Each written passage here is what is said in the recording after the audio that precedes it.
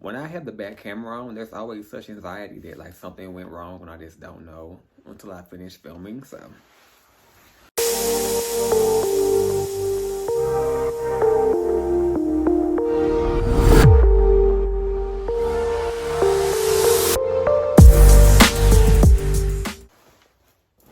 there's so many people I learned to stay away from, but we're just gonna start off with the ones that come to mind. Number one, the loather. This person would push you down a flight of stairs if they were not afraid of going to prison.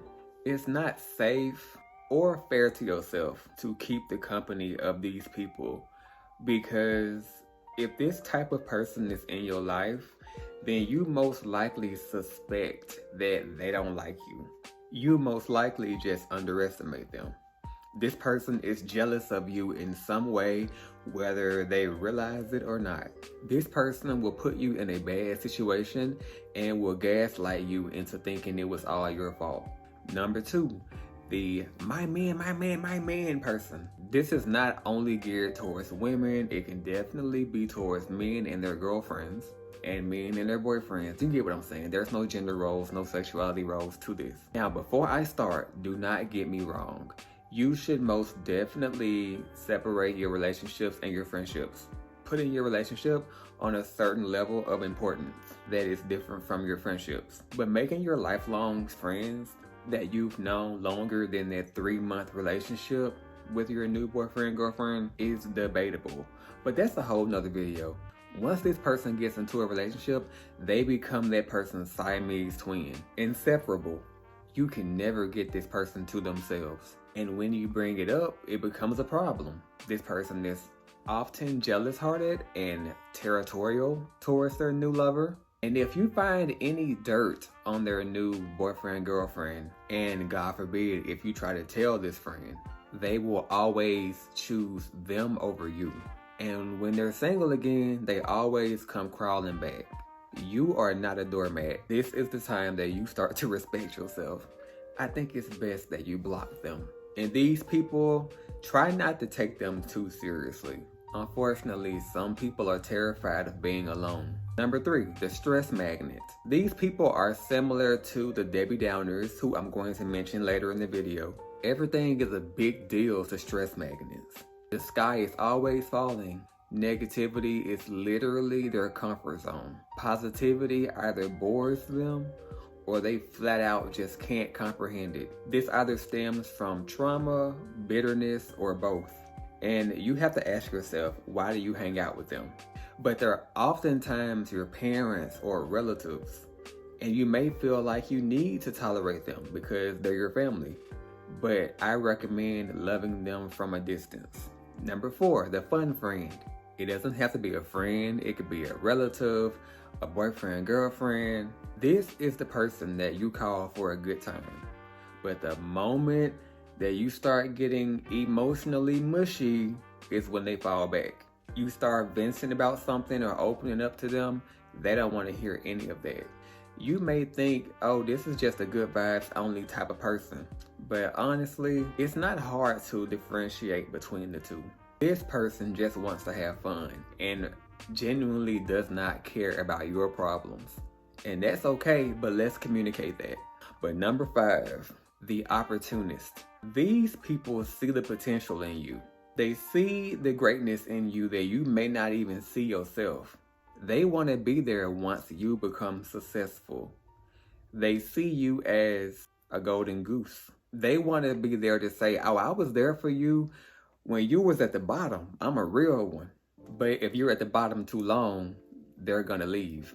They're investing time into you with superficial intentions. These cunts are manipulative. They will give you the shirt off their back. They'll let you sleep on their couch, but will backstab you the minute they feel like you're not benefiting them anymore. They definitely talk about you behind your back, and if you cut them off, they will victimize themselves to everyone, making you out to be the villain. Number six, Debbie Downers. They're always in a negative mood. Being at a low vibration is their entire personality, and they claim to either not be aware of it or they blame their childhood trauma. Speaking of trauma, You're friends with them because of a trauma bond. This person is holding you back. They're the type of person that you feel uncomfortable to be in a good mood. You have to pretend like you mad every time you're around them. Once you cut them off, they'll make you feel guilty for abandoning them. Or they clearly won't give a damn, which will confuse you, which is the manipulation tactic. Number 6, I think, the non-supporters. They're often the closest person to you, girlfriend, boyfriend, your favorite cousin. Typically someone you've been through a lot with, or that has seen you go through a lot. They will never support your business or your platform. They'll never share your posts on social media. They'll never like it, interact with it. They'll never gas you up to other people. They'll never even talk about it with you. They'll never even bring it up. When you bring it up, they'll get real dry. They're in competition with you in some way. They could possibly want you to be successful. They just don't want you to become more successful than them, or to not become successful before they do. Number 7, I think, liars. This is probably the one that I hate the most. These people lie instinctively. They're impulsive liars. They'll lie before they realize they lied, and they can often convince themselves that they're telling the truth. They lie because the truth is boring. What I don't like about these people the most is that they make broken promises when they could have just not have said anything. Now, the last one of this video, the no identity people. They often feel like your sidekick, but that's what they want you to think. They want you to underestimate them, so you can let your guard down. The whole time they're taking notes, they're studying you, learning your weaknesses, your strengths, and making them their own. These weirdos will often befriend you and befriend your entire friend group. And before you know it, you'll realize that you're being slowly pushed out of that friend group. When you first meet this person, they're often a wallflower, and you most likely befriended them out of kindness. How ironic, right? But if you want to see a part 2, hit that like button, hit that share button, hit that subscribe button, and comment down below which one of these people have you dealt with, or is you dealing with them now. Let's have a conversation down below. But anyways, I'll see y'all next time.